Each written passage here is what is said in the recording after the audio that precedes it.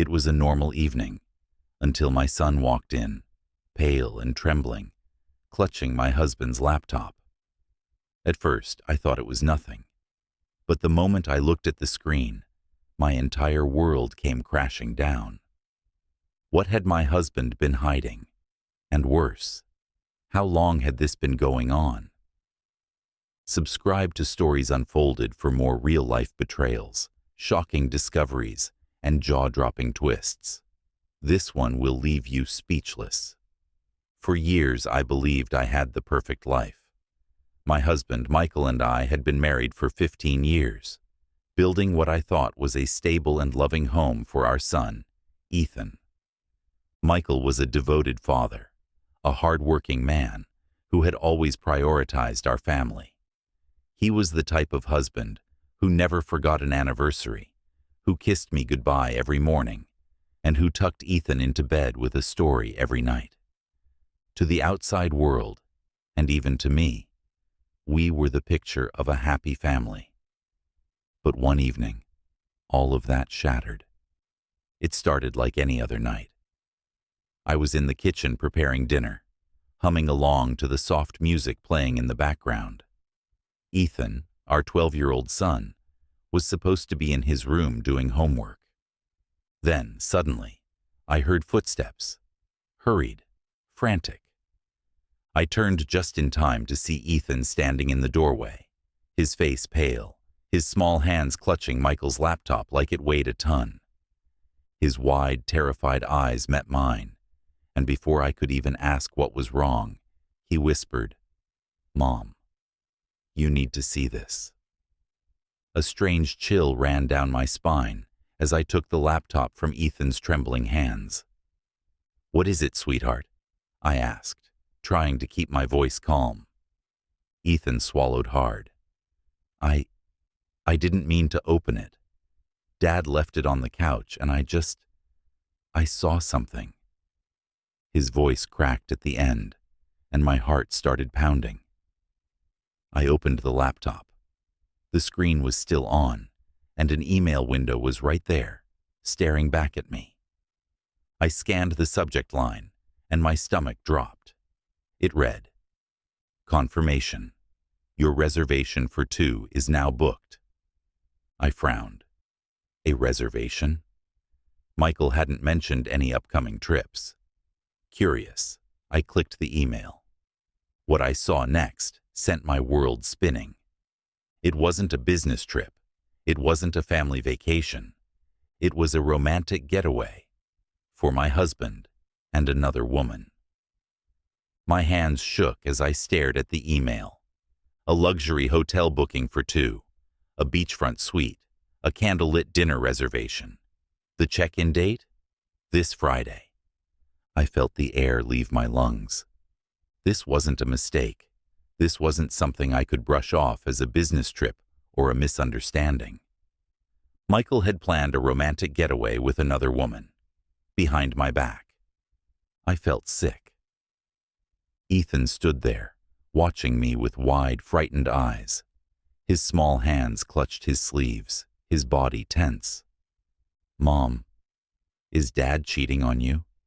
he whispered. My heart broke into 1,000 pieces. I had no words, no way to fix what he had just seen, no way to erase the fear and confusion on his face. How could Michael do this? How could the man I trusted, the father of my child, betray us like this? But I wasn't about to sit there and cry. I was going to get answers. Michael walked in 2 hours later, whistling like nothing had changed. He tossed his keys on the counter and flashed me his usual charming smile. "Hey, babe, how was your day?" I was boiling inside, but I forced myself to stay calm. "Great," I said smoothly, crossing my arms. "I actually got a really interesting email today."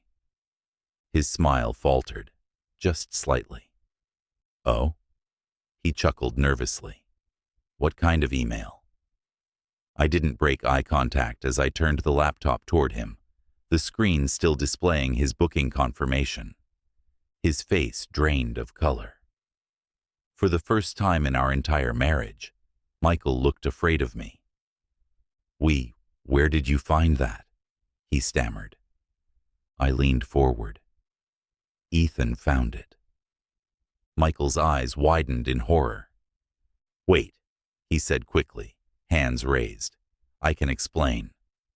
I let out a bitter laugh. "Oh, I'd love to hear this." He swallowed hard, scrambling for an excuse. "It's not what it looks like. The trip, it's for a client. I was booking it on their behalf." I stared at him. "A client?" I repeated, voice cold as ice. "You expect me to believe that?" His Adam's apple bobbed. Yes. I was just... I clicked on the email attachment. A spa itinerary for two. A couple's massage. The recipient name? Michael Lawson. His own name. The silence stretched thick between us. His face fell. His mouth opened and closed, like a fish gasping for air. He had no excuse left. "Who is she?" I asked, my voice deadly calm. Michael exhaled sharply, running a hand through his hair. I saw the moment he realized he couldn't lie his way out. "Her name is Jessica." Jessica. The name hit me like a slap. I had met her before. She was his coworker, the one he always insisted was just a friend. I wanted to scream, to throw something, to make him feel the same pain I was feeling. But instead, I asked the one question that mattered. "How long?" He hesitated. 6 months. 6 months. Half a year of lying to me. I felt nauseous. At that moment, I heard a sniffle from behind me. I turned and saw Ethan standing at the staircase, his eyes red, his face streaked with tears. Michael turned ghost white. "Ethan." 6 months? Ethan choked out, his voice breaking. "You've been cheating on Mom for 6 months?" Michael stepped toward him. "Buddy, listen, Ethan backed away. "Don't," he said, shaking his head. "Don't call me Buddy. I don't even know who you are anymore."